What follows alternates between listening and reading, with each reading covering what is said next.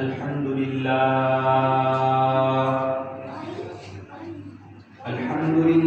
نحمده ونستعینه ونستغفره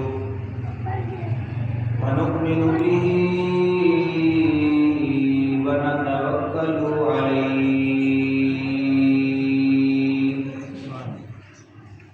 ونعوذ باللہ من شرور انفسنا ومن سیئات اعمالنا من يهده الله فلا مضل له ومن يضلل فلا هادي له ونشهد أن لا إله إلا الله وحده لا شريك له ونشهد أن سيدنا ومولانا محمدا عبده ورسوله أما بعد فأعوذ بالله من الشيطان الرجيم بسم الله الرحمن الرحيم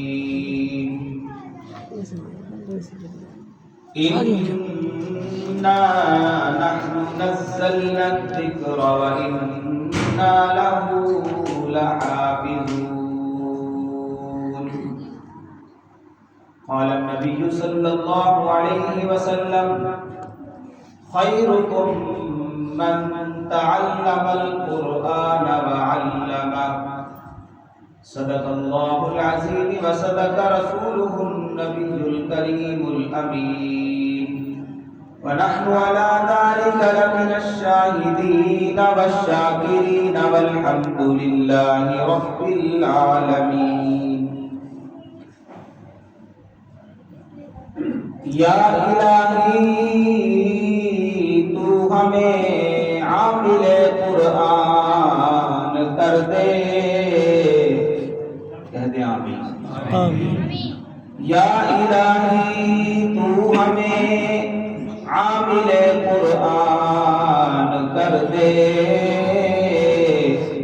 پھر مسلمان کو نئے سرے سے مسلمان کر دے۔ قرآن تیری عظمت کے ہم دنیا میں دیپ جلائیں گے، تو ہے ایک روشن مینارہ ہم دنیا کو بتلائیں گے۔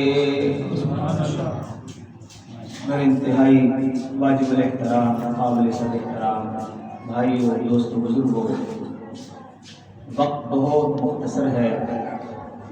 جتنے تلاوتیں، حمد و نعت اور پر مغز پر اثر بیانات ہو چکے ہیں، اگر ہم انہی کو اپنے لیے مشعل راہ بنائیں تو انشاءاللہ العزیز ہماری نجات کے لیے ایک ایک لفظ کافی ہے۔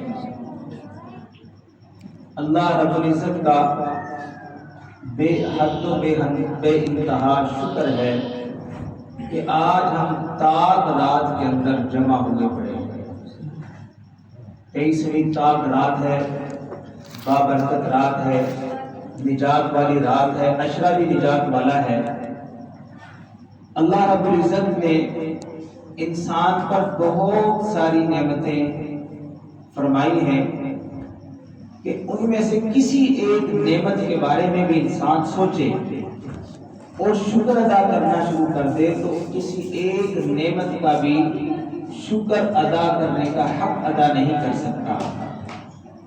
مثال لے لیں اپنے وجود میں، ہمارے وجود میں اللہ نے ہمیں آنکھیں عطا فرمائی، کان عطا فرمائے، ناک عطا فرمائی، زبان، دماغ، دل، سوچنے کی صلاحیت، پکڑنے کی صلاحیت، دیکھنے کی صلاحیت، سننے کی صلاحیت، سب اللہ کی نعمتیں۔ اور جس نعمت کے بارے میں سوچیں وہ دوسری سے بڑی نظر آتی ہے۔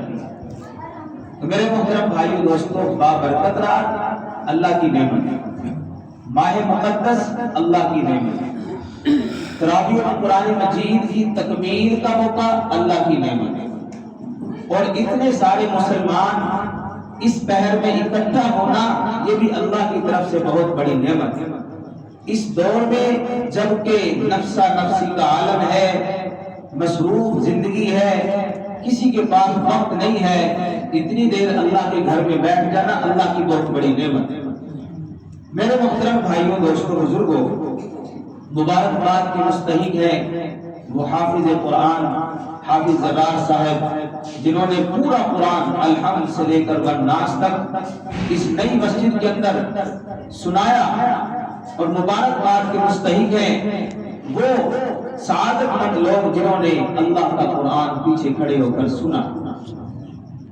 حضرت علی المرتضیٰ شیر خدا رضی اللہ تعالیٰ عنہ فرماتے ہیں کہ بندہ جب قرآن مجید نماز میں کھڑے ہو کر پڑھتا ہے، میں حضرت شیر خدا رضی اللہ تعالیٰ عنہ کا قول نقل کر رہا ہوں کہ بندہ جب قرآن مجید نماز میں کھڑے ہو کر پڑھتا ہے، اللہ ہر حرف کے بدلے 100 نیکیاں عطا فرماتا ہے، 100 نیکیاں عطا فرماتا ہے۔ اور وہی بندہ اسی قرآن کو نماز میں بیٹھ کر پڑھے تو 50 نیکیاں، تو کتنی نیکیاں، جبکہ ایک نیکی کا اجر 70 گنا بڑھ گیا، نیکیوں کی اللہ نے سیل لگا دی، تو کتنی نیکیاں کھڑے ہو کر سننے والوں نے حاصل کی، کتنی نیکیاں پڑھنے والے نے حاصل کی۔ ہر سجدے پر اللہ نے 1500 نیکیاں عطا فرمائی۔ آپ اندازہ کریں کہ کس قدر اللہ کی رحمت، اللہ کی مغفرت اور اللہ کی طرف سے نجات کا یہ مہینہ ہمارے لیے خوشیاں لے کر آیا کہ بندہ اس میں اللہ کو اپنی عطائیں دکھاتا ہے، اپنی وفائیں دکھاتا ہے، کبھی رکوع میں، کبھی سجدے میں، کبھی قیام میں، کبھی روزے کی حالت میں، کبھی سحری کا ٹائم اٹھتا ہے، کبھی افطاری کے وقت دعائیں مانگ رہا ہے، کبھی کسی حالت میں، کبھی کس حالت میں اللہ رب العزت کو عطائیں دکھاتا ہے۔ اللہ رب العزت فرماتے ہیں کہ بندے روزہ تو نے میرے لیے رکھا ہے، اس کی جزا بھی میں خود تمہیں عطا فرماؤں۔ تو اللہ کی طرف سے کتنی نعمتیں ہیں، کس کس نعمت کا انسان اللہ کا شکر ادا کرے۔ حضرت داؤد علیہ السلام اللہ سے سوال کر رہے ہیں، یا اللہ آپ کی اتنی نعمتیں ہیں، ہم آپ کا کیسے شکر ادا کریں؟ خود ہی تو فرمایا وَإِن تَعُدُّوا نِعْمَتَ اللَّهِ لَا تُحْصُوهَا، نعمتوں کو شمار کرنا چاہو نہیں کر سکتے، یا اللہ پھر کیا کریں؟ فرمایا اے داؤد تیرا یہ سوچ لینا، یہ فکر کر لینا کہ اتنی نعمتوں کا شکر کیسے ادا کروں، یہ بھی تو شکر ہی ہے۔ یہ جو فکر لگ گئی ہے نا، اللہ کیسے شکر ادا کروں، یہ بھی تو شکر ہی ہے نا، اللہ نے فکر لگائی ہے۔ ایک بات ایسے بھی تو لوگ ہیں نا، ہر وقت شکوا، ہر وقت شکایت، ہر وقت زبان پر شکوے شکایتیں، شکر کا لفظ زبان پر نہیں آتا۔ تو میرے بھائیو دوستو، یہ اللہ کا بہت بڑا شکر ہے کہ اس ذات باری تعالیٰ نے رمضان مبارک ہمیں نصیب فرما دیا۔ کتنے لوگ تھے پچھلے رمضان میں تھے، آج نہیں ہے۔ پچھلے رمضان میں ہمارے ساتھ اٹھتے بیٹھتے، کھاتے پیتے، تراویح پڑھنے والے، لیکن آج زیر زمین ہے۔ اس کا مطلب یہ ہے کہ اللہ رب العزت نے ہمیں پھر سے یہ سعادت بخشی کہ ہماری زندگی میں ایک مرتبہ پھر ماہ مقدس عطا فرما دیا۔ میرے محترم بھائیو دوستو، اللہ رب العزت نے قرآن کو بھی شان عطا فرمائی، قرآن پڑھنے والے کو بھی شان عطا فرمائی۔ یہ قرآن ہی ہے جس نے دلوں کو بدلا، قرآن ہی ہے جس نے انقلاب برپا کیا، قرآن ہی ہے جس نے لوگوں کی زندگیوں کو تبدیل کر کے رکھ دیا، قرآن ہی ہے جس کے آنے کے بعد اندھیرے چھٹ گئے، یہ قرآن ہی ہے جس کے آنے کے بعد وہ لوگ جو دلدل میں پھنسے ہوئے تھے وہاں سے نکلے اور انہیں نجات ملی، یہ قرآن ہی ہے جس قرآن مجید کو پڑھنے کے بعد وہ لوگ جو ضلالتوں میں تھے، گمراہیوں میں تھے، پڑھنے کے بعد اللہ نے ان کو عروج اور شان عطا فرما دی۔ یہ قرآن ہی ہے جس کے آنے کے بعد لوگ جو جہالت کی زندگی گزارتے تھے، اندھیروں میں تھے، لڑائی میں، جھگڑوں میں، اور ایک دوسرے کے ساتھ لڑتے لڑتے صدیاں گزر جاتی، ادھر والا قبیلہ بھی ختم، ادھر والا قبیلہ بھی ختم، اور میرے محترم بھائیو دوستو، جو کل تک جان ایک دوسرے کی لینے والے تھے، قرآن کے آنے کے بعد ایک دوسرے کے اوپر جان دینے والے تھے۔ میرے محترم بھائیوں دوستوں بزرگوں، یہ اللہ کا قرآن ہے جس قرآن مجید کے آنے کے بعد معاشرے تبدیل ہو گئے۔ یہ اللہ کا قرآن ہے جس قرآن کے آنے کے بعد جہالتیں دور ہو گئی۔ یہ اللہ کا قرآن ہے جس نے دلوں کے اندر روشنیاں پیدا کر دی۔ یہ اللہ کا قرآن ہی ہے جس نے اندھیروں کو دور کر دیا، زندگیاں بدل کے رکھ دی ہیں۔ یہ اللہ کا قرآن ہے۔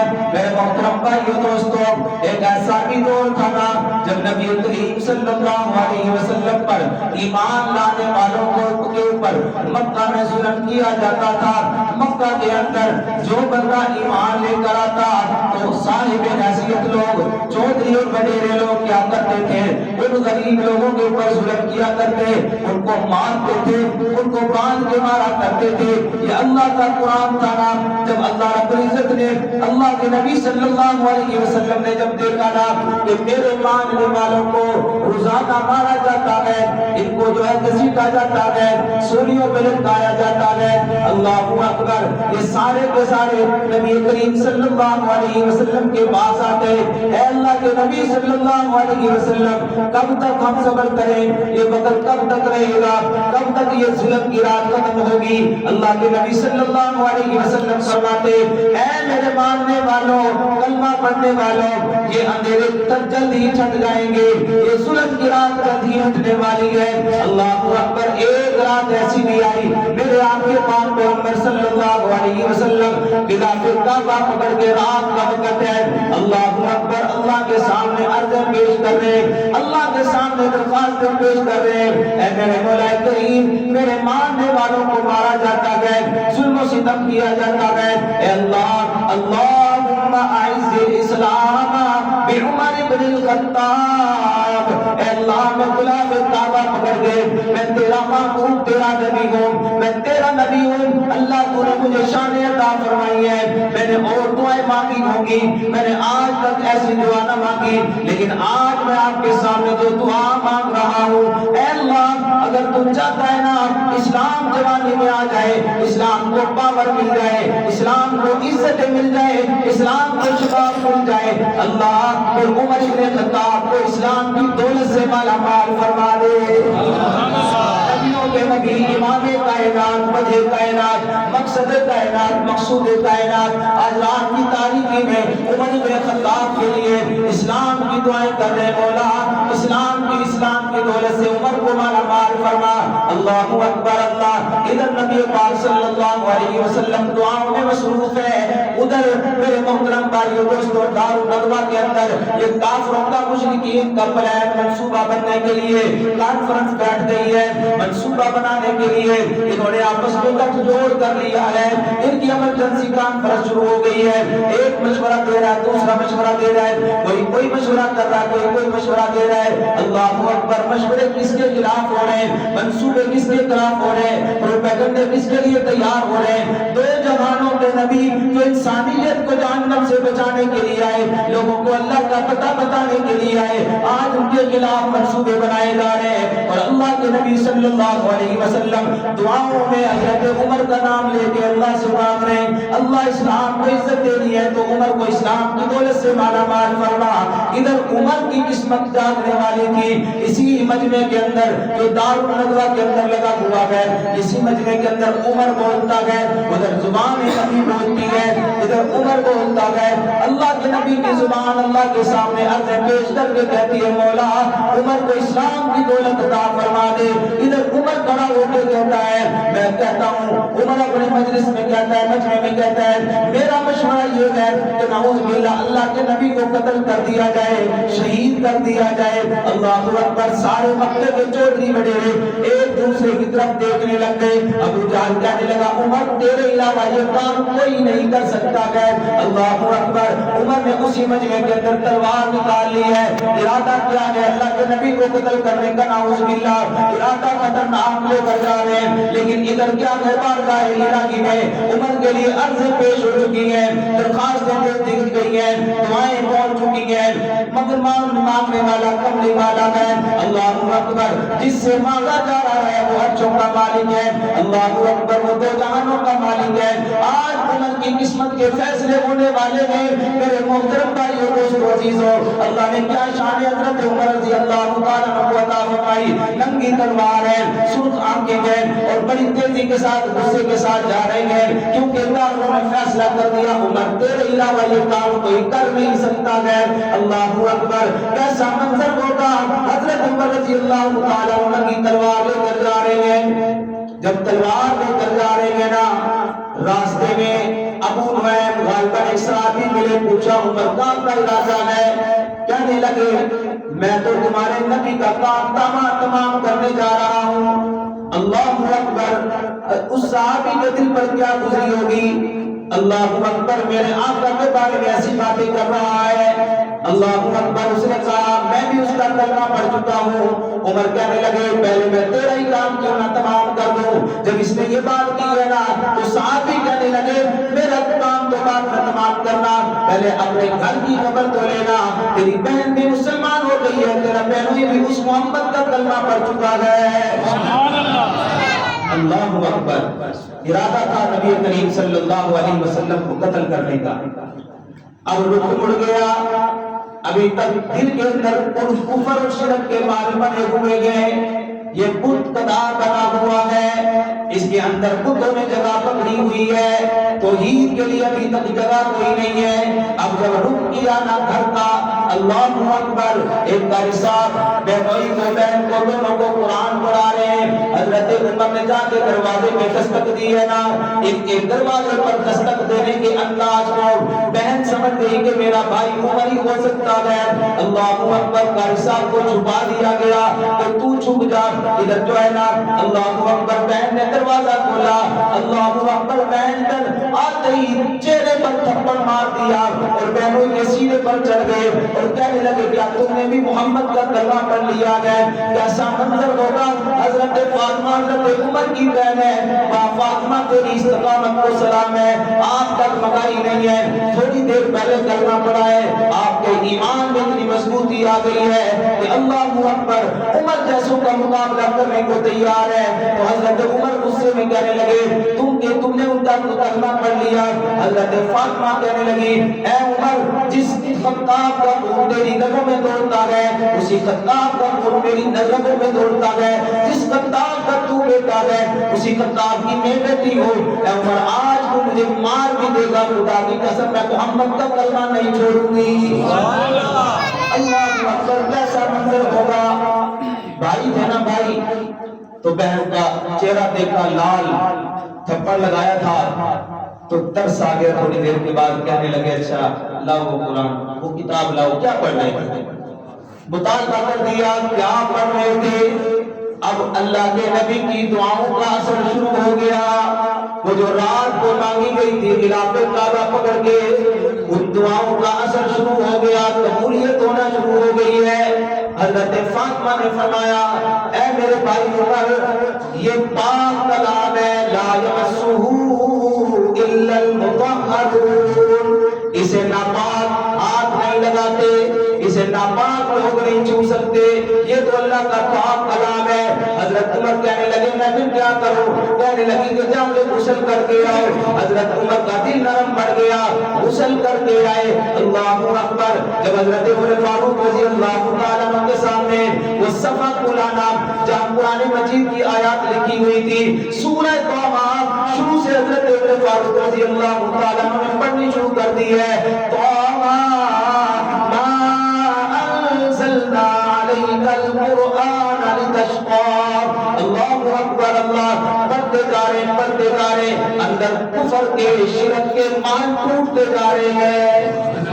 اللہ اکبر، کیسی دل کی کیفیت ہوگی جب پہنچے یہاں پر اننی انا اللہ، میں اللہ ہوں۔ حضرت موسیٰ علیہ السلام کا واقعہ اس میں چل رہا ہے، میں اللہ ہوں۔ حضرت عمر کے پیٹ پہ آنسو نکل گئے اور کہنے لگے بہن فاطمہ، اس محمد کا تو نے کلمہ پڑھا ہے، مجھے بھی اس کے قدموں میں لے چلو۔ اللہ اکبر، قرآن سنا، قرآن پڑھا۔ اللہ نے حضرت عمر فاروق رضی اللہ تعالیٰ عنہ دیتے جیسے دلوں کو بدل دیا، زندگی کو بدل دیا۔ یہ قرآن ہی تھا نا جب حضرت ابوبکر صدیق رضی اللہ تعالیٰ عنہ پڑھا کرتے تھے نا، کفار کی عورتیں ارد گرد جمع ہو جاتی، بچے جمع ہو جاتے، اللہ کا قرآن سنا کرتے تھے۔ یہ قرآن ہی ہے نا جب ایک دن حضرت اللہ کے نبی صلی اللہ علیہ وسلم سینے کعبہ میں رات کی تاریکی میں اللہ کا قرآن پڑھ رہے تھے، ابو جہل رات کو نیند نہیں آ رہی، اللہ اکبر، ابو سفیان اس وقت اسلام نہیں لائے تھے، نیند نہیں آ رہی، وہ لوگ 4-5 قسم کے یہ سردار جو ہے نیند نہیں آ رہی، ابو جہل کو ابو سفیان کا نہیں پتا، ابو سفیان کو ابو جہل کا نہیں پتا، کسی کو ایک دوسرے کا نہیں پتا، یہ کھینچے چلے آ رہے ہیں، کھینچے چلے آ رہے ہیں، کہاں دل میں دایا پیدا ہوا کہ محمد کا قرآن سنتے ہیں، چھپ چھپ کے اللہ کے نبی کا قرآن سن رہے ہیں۔ اللہ اکبر، اتفاقاً قرآن سن کے فارغ ہوئے، راستے میں چلتے چلتے چاروں اکٹھے ہو گئے، ایک دوسرے سے پوچھنے لگے کہاں سے آئے ہو، وہ دوسرے سے پوچھتا کہاں سے آئے ہو، پھر کہنے لگے یار میں تو محمد کا کلام سن کے آیا ہوں، اس نے بھی بتا دیا کلام سن کے آیا ہوں۔ اللہ اکبر، اللہ، یہ قرآن کی جب تلاوت ہوا کرتی ہے نا میرے عزیزوں، اللہ رب العزت کی طرف سے اتنی کرم نوازیاں ہوتی ہیں، امت میں بڑے بڑے لوگوں نے قرآن کی تلاوتیں کی ہیں، اللہ اکبر، حالات جیسے بھی آئے اللہ نے قرآن کی حفاظت کر کے دکھائی ہے، تلاوت کی حفاظت کی ہے، تلفظ کی حفاظت کی ہے، قرآن کی حفاظت کی ہے، اس کی تفسیر کی حفاظت کی ہے، اس کی میرے محترم بھائیو دوستو اس کی تدریس کی حفاظت کی ہے، اس کی جگہوں کی حفاظت کی ہے، پڑھانے والوں کی حفاظت کی ہے، مدارس کی اللہ نے حفاظت کی ہے، ہر دور میں باطل نے کوشش کی ہے کہ قرآن کو مٹا دیا جائے، قرآن پڑھنے والوں کو مٹا دیا جائے۔ جب تک قرآن مسلمان کی زندگی میں تھا، مسلمان کو اللہ نے عروج عطا فرمایا تھا، مسلمان عزت کی زندگی جیا کرتا تھا، مسلمان قرآن پہ عمل کیا کرتا تھا۔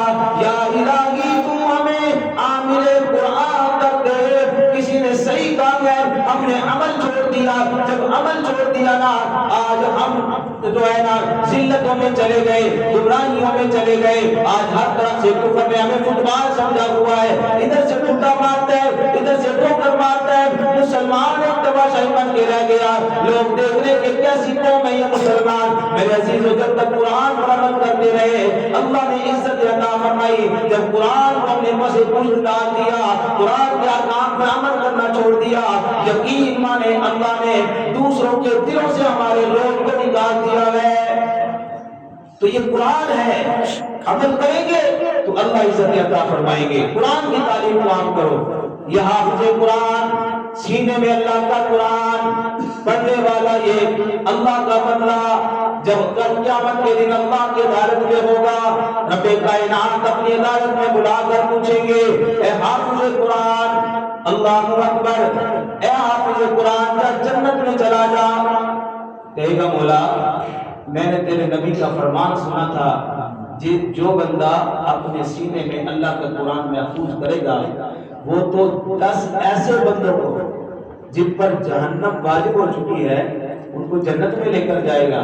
اللہ اکبر، اے حافظ قرآن جنت میں چلا جا۔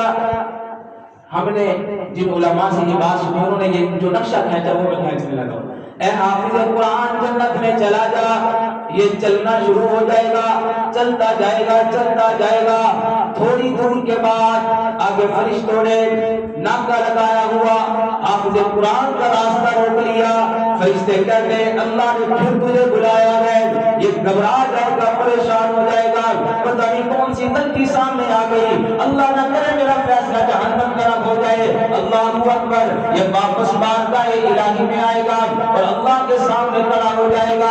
اللہ فرمائیں گے اے حافظ قرآن، اللہ نے میں نے تیرے لیے وعدہ کیا تھا کہ تو اب میرے قرآن کو اپنے سینے میں محفوظ کرے گا، میں تیرے خاندان میں سے 10 ایسے افراد جن پر جہنم واجب ہو چکی ہے تیرے ساتھ جنت میں بھیج دوں گا، جہاں جس جس کی طرف تیرا اشارہ ہوگا ان سب کو لے کر جنت میں داخل ہو جا۔ آپ نے قرآن کو حوصلہ دیا کرو، ہمت دیا کرو، ان کے حوصلوں کو پست نہ کیا کرو، اور کوشش کرو اپنی اولاد میں سے ایک بچے کو حافظ قرآن بناؤ۔ پھر سوال ہوتا کھائے گا کہاں سے؟ جب مولوی کھاتے ہیں پھر کہتے ہیں اور بڑا کھاتے ہیں، بڑا کھاتے ہیں، پہلے سوال ہوتا ہے کہ یہ کھائے گا کہاں سے، اور جب کھاتے ہیں پھر کہتے ہیں تھوڑا کھاتے ہیں۔ اللہ کھلاتے ہیں، یہ اللہ کے نوکر ہے۔ آج سرکار کا نوکر ہو، سرکار کی کوشش ہوتی ہے اچھی تنخواہ ہوگی، اس کے لیے 50-60 ہزار روپے تنخواہ ہوگی کم از کم، یہ بھوکا نہ مر جائے، اس کا گزارا اچھا ہو جائے۔ جو اللہ کے نوکر ہو اللہ بھی ان کو کبھی بھوکا نہیں مارے گا۔ اس لیے میرے محترم بھائیو دوستو، کوشش کرنی ہے کہ ہم نے قرآن پر عمل کرنا ہے۔ قرآن والے بھی زندہ رہیں گے، قرآن کی جگہ بھی زندہ رہے گی۔ قیامت تک یہ قرآن کا معجزہ ہے کہ اللہ رب العزت نے جہاں قرآن کی حفاظت کرنی ہے، قرآن پڑھنے والوں کی بھی اللہ حفاظت فرمائے گی۔ وقت بہت قلیل ہے، ورنہ میں تاریخ کے آئینے میں آپ کو کھول کے دکھاتا کہ نبی کریم صلی اللہ علیہ وسلم کے بعد ایسے ایسے امت پر حالات آئے کہ غیروں نے باطل نے قرآن کو مٹانے کی کیسے کیسے کوششیں کی، اور ہمارے علماء نے اللہ ان کو جزا خیر دے اپنی جانوں کی بازی لگا کر قرآن کی تفسیر کی، قرآن کے الفاظ کی، حروف کی، کاغذوں کی سب کی حفاظت کر کے دکھائی۔ میرے محترم بھائیو دوستو، یوں ہی تو نہیں فرمایا اِنَّا نَحْنُ نَزَّلْنَا الذِّكْرَ وَإِنَّا لَهُ لَحَافِظُونَ کہ ہم نے ہی اس قرآن کو نازل کیا، ہاں ہم ہی اس کی حفاظت کر کے دکھائیں گے۔ اور ساری کتابیں غیر محفوظ ہیں، یہ قرآن آج تک بھی محفوظ ہے، قیامت تک بھی انشاءاللہ محفوظ رہے گا۔ اللہ رب العزت ہم سب کو صحیح معنوں میں قرآن مجید کو پڑھنے کی، سمجھنے کی، عمل کرنے کی کوشش فرمائے، توفیق عطا فرمائے۔ باقی دعوانا الحمدللہ۔